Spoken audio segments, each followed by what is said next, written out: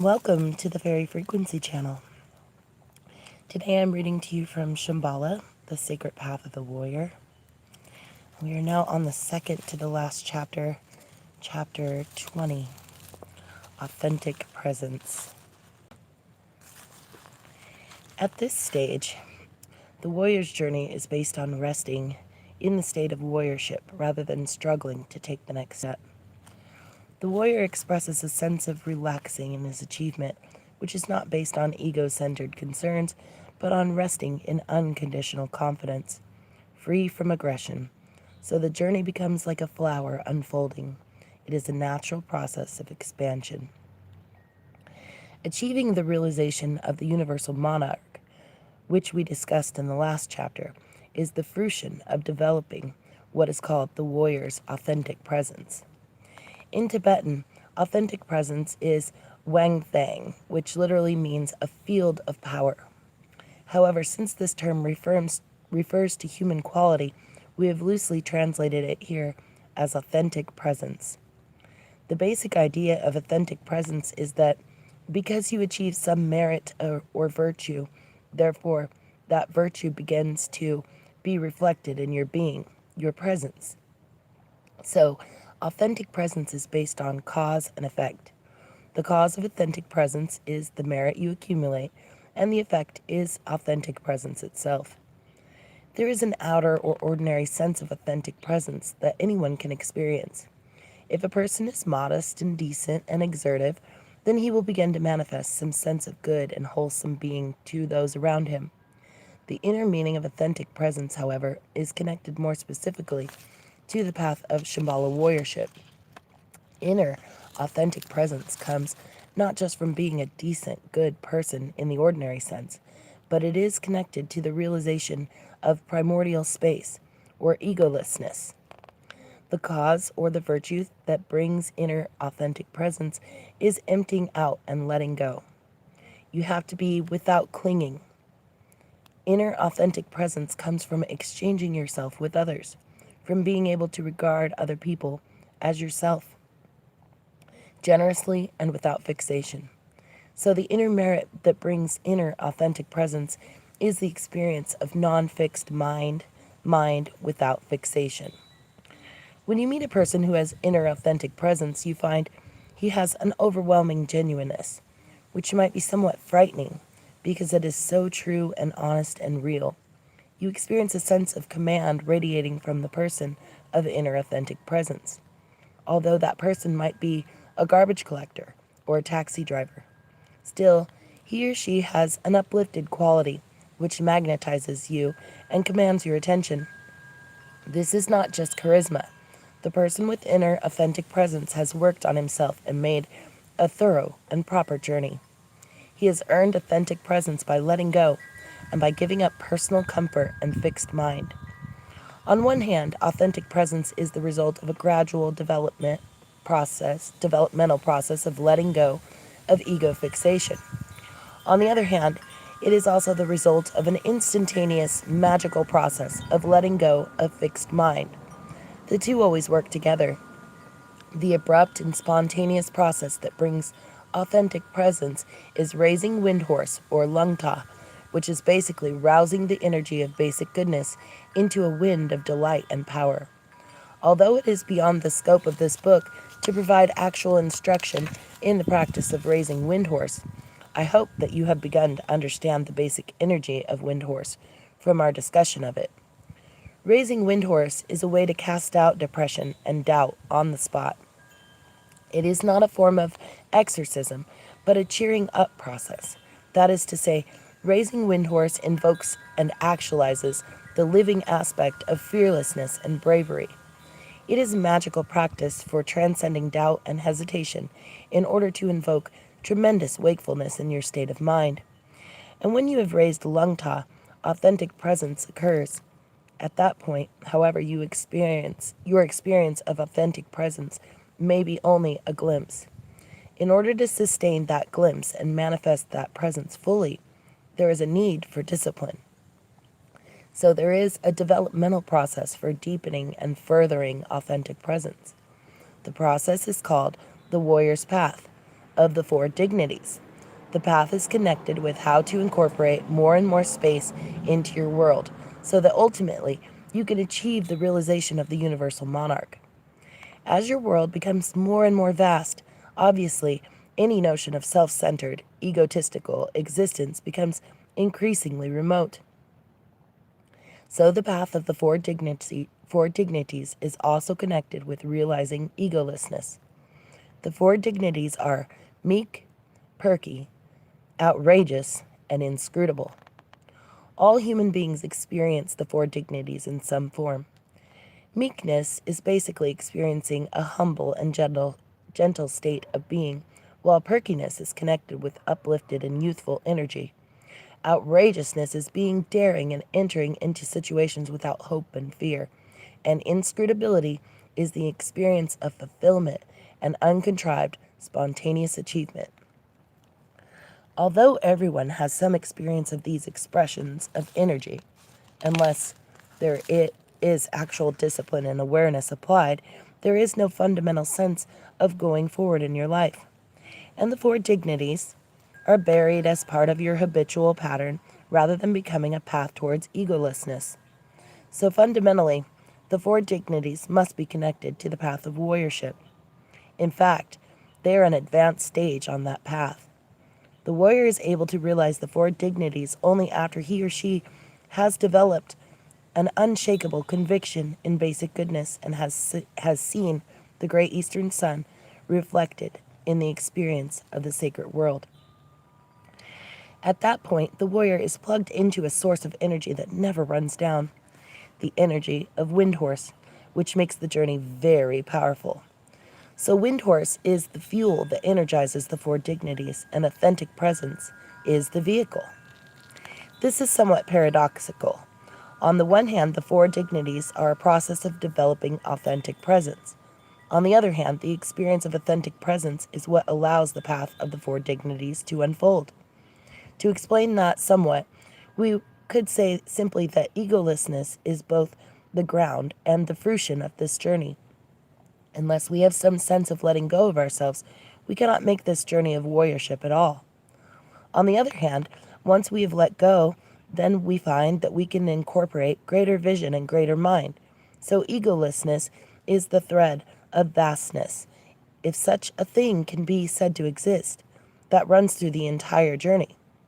At this stage, the warrior's journey is based on resting in that state of warriorship rather than struggling to take the next step. The warrior experiences a sense of relaxing in his achievement, which is not based on ego-centered concerns, but on resting in unconditional confidence, free from aggression. So the journey becomes like a flower unfolding. It is a natural process of expansion. The warrior of meek. Meekness is the first dignity. Meek here does not mean being feeble, it just means resting in a state of simplicity, being uncomplicated and at the same time approachable. Whether others are hostile or friendly, the warrior of the meek extends a sense of kindness to himself and mercy to others. Altogether, your mind is not filled with ordinary preoccupations, and you are never seduced by trivial situations. This is because your awareness allows you to refrain from activities that dim the vision of the great eastern sun. Therefore, you always remain meek and well-disciplined. The principle of meekness has 3 stages. The first is that, because the warrior is modest, his mind is never bloated by poisonous arrogance. Modesty does not mean thinking of yourself as tiny or small. Modesty here means feeling true and genuine. Therefore, the warrior feels self-contained, with no need for external reference points to confirm him. Part of modesty is an underlying brilliance, being self-contained but shining out. The warrior's awareness shines out with tremendous inquisitiveness, a keen interest in everything around him. You begin to see things as natural messages rather than as reference points for your existence. The difference between ordinary inquisitiveness and that of the warrior's path of meek is that the warrior's awareness is always joined with discipline. Therefore, you don't miss anything. You see every detail. Such disciplined awareness is clearing the ground in such a way that the universe begins to become part of your vision. The second stage of meekness is the expression of unconditional confidence. The analogy for meekness is a tiger in its prime, who moves slowly but heedfully through the jungle. In this case, the tiger is not searching for prey. He is not stalking in the jungle, hoping to pounce on other animals. Rather, the image of the tiger expresses a combination of self-satisfaction and modesty. The tiger walks slowly through the jungle with mindfulness. But because the tiger likes his body and his bounciness and sense of rhythm, he is relaxed. From the tip of his nose to the tip of his tail, there are no problems. His movements are like waves. He swims through the jungle, so his watchfulness is accompanied by relaxation and confidence. This is the analogy for the warrior's confidence. For the warrior of the meek, confidence is a natural state of awareness and mindfulness in the way that he conducts his affairs. The third stage of meek is that because there is no hesitation, the warrior's mind is vast. His mind is uplifted and sees beyond the limits of the sky. Vastness here does not come from seeing a great future in front of you, expecting that you are going to be perky and outrageous and inscrutable and finally realize the greatest warriorship of all. Rather, vastness comes from seeing the greatness of your own spot, your own particular place. You realize that your basic state of mind is no longer an issue, nor is your relationship to Shambhala vision and the great eastern sun. So both ambition and the poverty-stricken mentality are overcome. Vast mind also comes from sharing the vision of the Dralas. You actually are able to jump into the vast and powerful ocean of magic, which may be painful or pleasurable, but nevertheless delightful. The fruition of meekness is that because the warrior possesses extraordinary exertion, he is able to accomplish whatever purposes or objectives he is trying to fulfill. The sense of exertion is not speedy, aggressive, or heavy-handed. Like the tiger in the jungle, you are both relaxed and energized. You are constantly inquisitive, but your awareness is also disciplined, so you accomplish every activity without difficulty. And you inspire those around you to do the same. The warrior of meek has abandoned gain, victory, and fame, leaving them far behind. You are not dependent on feedback from others because you have no doubt about yourself. You do not rely on encouragement or discouragement. Therefore, you also have no need to display your valor to others. Self-respect is a very rare occurrence in the ordinary setting sun world, but when you raise your wind horse, you feel good and trust yourself. Therefore, because you respect yourself, you do not have to depend on gain and victory. And because you trust yourself, it is unnecessary to be fearful of others. So the warrior of the meek does not need to deviously trick others, therefore his dignity is never diminished. So meekness provides vast vision and confidence. The four dignities begin from this humble and dutiful but vast vision, which is at the same time sees the details with a sense of meticulousness. The beginning of the journey is a natural sense of fulfillment that doesn't need to beg from others. The warrior of the perky. The principle of perky is symbolized by a snow lion who enjoys the freshness of highland mountains. The snow lion is vibrant, energetic, and also youthful. He roams the highlands where the atmosphere is clear and the air is fresh. The surroundings are wildflowers, a few trees, and occasionally boulders and rocks. The atmosphere is fresh and new and also has a sense of goodness and cheerfulness. Perky does not mean that one is perked up by temporary situations, but it refers to unconditional cheerfulness, which comes from ongoing discipline. Just as the snow lion enjoys the refreshing air, the warrior of the perky is constantly disciplined and continuously enjoys discipline. For him, discipline is not a demand, but a pleasure. There are two stages of perkiness. The first one is experiencing an uplifted and joyful mind. In this case, uplifted mind means a continual state of delight that is not caused by anything. At the same time, this experience of joyful mind comes from the meekness you have previously experienced. So we could say that perkiness is due to meekness. The modesty, mindfulness, and brilliance of meek bring a natural sense of delight. From that joyful mind, the warrior of Perky develops artfulness in whatever actions he performs. His actions is always beautiful and dignified. The second stage of Perky is that the warrior of Perky is never caught in trap of doubt. The fundamental doubt is doubting yourself, which, as we discussed in Chapter 5, occurs when body and mind are unsynchronized. This doubt can manifest as anxiety, or jealousy, or arrogance, or in extreme form as slandering others because you doubt your own confidence. The warrior of Perky rests in the state of trust that comes from meekness. Therefore, he has no doubt, and because of that, he never enters what are known as the lower realms. The lower realms refer to living purely for the sake of survival. There are different aspects of the lower realms. One is living purely out of animal instinct, as though your whole survival were based on killing others and eating them up. The second aspect is that you are stricken with a poverty mentality. You experience constant hunger and fear of losing your life. The third possibility is experiencing a constant state of turmoil and living in a world of paranoia where you torment yourself. Because the warrior of Perky is free from doubt and practices continuous discipline, he is free from the lower realms. Free from these, the warrior of Perky possesses all the goodness of the higher realms. Being in the higher realms refers to being clear and precise. This warrior is always aware and never confused as to what to accept and what to reject.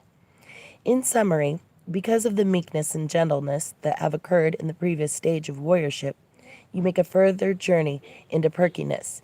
The warrior of Perky is never caught in a trap of doubt and is always joyful and artful, because you are never enslaved in the lower realms. There is no confusion and dullness. This brings the attainment of a wholesome life. So the fruition of the ultimate notion of Perky is that you achieve a wholesome body and mind and synchronization of the two. The warrior of Perky is both humble and uplifted, as well as fundamentally youthful. The warrior of outrageous. Outrageousness does not mean being unreasonable or, for that matter, wild. Outrageousness here refers to possessing the strength and power of warriorship. Outrageousness is based on the achievement of fearlessness, which means going completely beyond fear. In order to overcome fear, it is also necessary to overcome hope. When you hope for something in your life, if it doesn't happen, you are disappointed or upset. If it does happen, then you become elated and excited. You are constantly riding a roller coaster up and down because he has never encountered any doubt about himself at all. Therefore, the warrior of outrageous has nothing to hope for and nothing to fear. So it is said that the warrior of outrageous is never caught in the ambush of hope, and therefore fearlessness is achieved. Outrageousness is symbolized by the Garuda, a legendary Tibetan bird who is traditionally referred to as the king of birds. The Garuda hatches full grown from its egg and soars into outer space, expanding and stretching its wings beyond any limits. Likewise, having overcome hope and fear, the warrior of outrageous develops a sense of great freedom. So the state of mind of outrageousness is very vast. Your mind fathoms the whole of space. You go beyond any possibilities of holding back at all. You just go and go, completely expanding yourself. And like Garuda King, the warrior of outrageous finds nothing to obstruct his vast mind. Because there is no obstruction, the warrior of outrageous has no intention of measuring the space. You have no anxiety about how far you can go or how much you should contain yourself. You have completely abandoned those reference points for measuring your progress. So you experience tremendous relaxation. Outrageousness is that vast mind which has gone beyond the beyond. The analogy for this is a good, self-existing sword.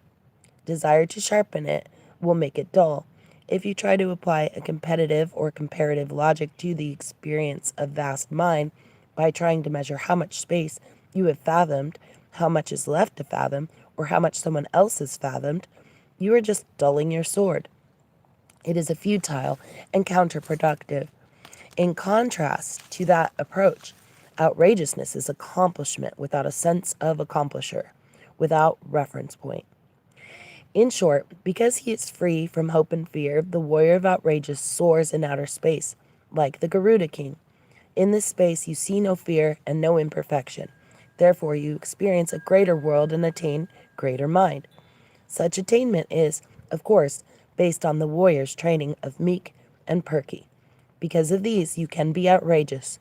The warrior of outrageous also possesses great mercy for others. Because you have no obstacles to expanding your vision, you have immense capabilities of working for others. You are able to help them, providing whatever is needed. The warrior of inscrutable. Inscrutability is represented by the dragon.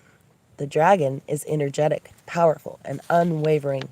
But these qualities of the dragon do not stand alone without the meekness of the tiger, the perkiness of the lion, and the outrageousness of the Garuda. Inscrutability falls into two categories. First, there is the state of inscrutability, and second, the expression of inscrutability. The state of inscrutability is based on fearlessness. This is unlike the conventional concept of inscrutability, which is deviousness or a blank wall.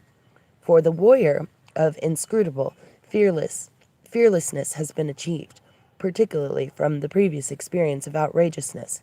From that fearlessness, you develop greatness and sympathy, which allow you to be non-committal, but with a sense of humor. In this case, we are talking about a state of being, just like a state of being of the dragon, who enjoys resting in the sky among the clouds and the wind. However, that state is not static. Just as the solid oak tree is swayed by the wind, so a sense of humor makes a person playful. Because of this playfulness and humor, there is no room for depression. The state of inscrutability is therefore joyous and methodical. According to tradition, the dragon abides in the sky in the summer and hibernates in the ground during the winter. When the spring comes, the dragon rises from the ground with the mist and the dew. When the storm is necessary, the dragon breathes out lightning and roars out thunder. This analogy gives some feeling of predictability within the context of unpredictability. Inscrutability is also the state of settling down in your confidence, remaining solid and relaxed at once. You are open and fearless, free from longing and doubt, but at the same time, you are very interested in the movements of the world. Your wakefulness and intelligence make you self-contained and confident, with a confidence that needs no reaffirmation through feedback. So the state of inscrutability is conviction that doesn't need confirmation. You feel a sense of genuineness, that you are not deceiving yourself or others. That notion comes from being settled. Inscrutability is a state of wholesomeness within which there is no gap of hesitation. It is therefore a sense of truly living, of actually leading your life. It is a feeling of hardcore solidity, but at the same time, you are continuously sharpening your intelligence. Question and answer occur simultaneously, and therefore, inscrutability is continuous. It is also unyielding. It never gives in. You do not change your mind. If the course of a procedure is threatened, the mind of inscrutability responds with deadly accuracy, not because of aggression, but because of its basic confidence.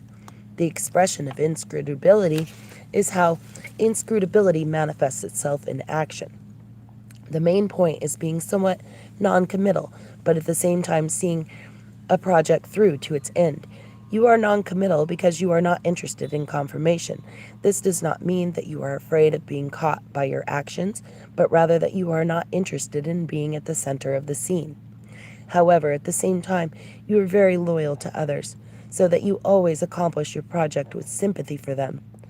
The manifestation of inscrutability is methodical and elegant. The way of exercising inscrutability is that you don't spell out the truth. You imply the truth, with wakeful delight in your accomplishment. What is wrong with spelling out the truth? When you spell out the truth, it loses its essence and becomes either my truth or your truth. It becomes an end in itself. When you spell out the truth, you are spending your capital while no one gets any profit. It becomes undignified, a giveaway. By implying the truth doesn't become anyone's property. When the dragon wants a rainstorm, he causes thunder and lightning. That brings the rain. Truth is generated from its environment. In that way, it becomes a powerful reality. From this point of view, studying the imprint of the truth is more important than the truth itself. The truth doesn't need a handle.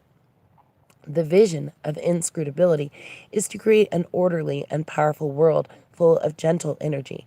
So the warrior of inscrutable is not in a rush. You begin at the beginning.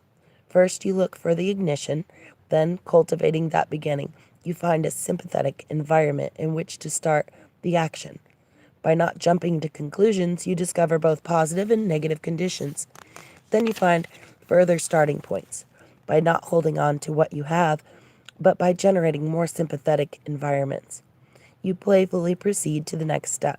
That provides refreshment. You are not suffocated by the course of action you are taking. The warrior never becomes a slave of his own deed. So the action of inscrutability is to create an environment which contains fearlessness, warmth, and genuineness.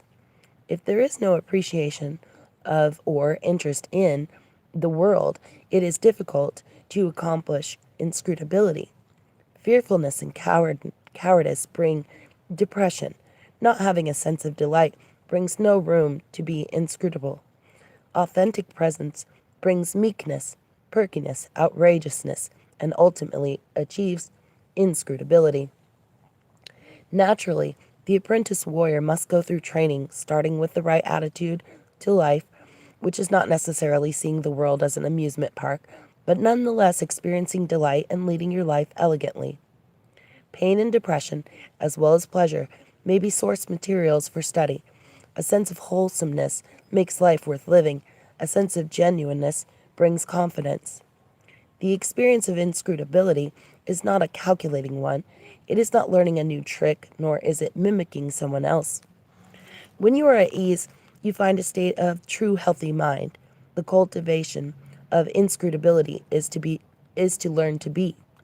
It has been said that everyone possesses the potentiality to be confident.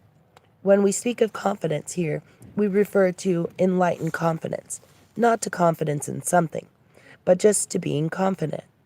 This confidence is unconditional. Inscrutability is a spark that is free from any analytical scheme. When meeting a situation, challenge and interest occur simultaneously. You proceed with an open mind and with direct action, and this brings delight and guidelines evolve naturally. Inscrutability comes from giving rather than taking. As you give, you find services available automatically. Thus, the warrior conquers the world. Such a notion of generosity brings freedom from inhibition. Then relaxation develops. The warrior doesn't have to struggle. A sense of struggle is not the style of inscrutability. The apprentice might feel impatient or inadequate. At that point, you have to be inscrutable to yourself. Slowing down any impulse is said to be best way to begin. When the warrior feels a sense of leadership and order on earth, that appreciation brings some kind of breakthrough. The closed and poverty-stricken world begins to fall apart, and from that feeling of freedom, you begin to appreciate natural hierarchy. You are a part of it. Then inscrutability becomes the natural way, including respect for elders, sympathy for kin, and confidence in colleagues. At that point, learning is no struggle, and blockages are overcome. When we talk of hierarchy, we refer to the structure and order of the universe, a sense of heritage that the warrior must appreciate. But appreciated is not enough. There is a need for discipline, and that discipline comes from realizing that such a world as this was created for you, that people expended energy to bring you up, that in your weak moments you were helped, and that when you were ready for inspiration you were inspired. So the discipline of genuinely working for others comes from appreciating hierarchy. Inscrutability is brilliant and fearless because the warrior is guided by the vision of the great eastern sun. With exertion and delight, you can lift yourself up in order to achieve authentic presence and ultimately the state of being of the universal monarch. By opening yourself and fearlessly giving to others, you can help to create a powerful world of warriors. That is the end of chapter 20, Authentic Presence. If you've missed any of the previous chapters of this wonderful book, you can find them in our original playlist called Shambhala The Sacred Path of the Warrior. Thanks again for joining us today. Have a wonderful day, everyone.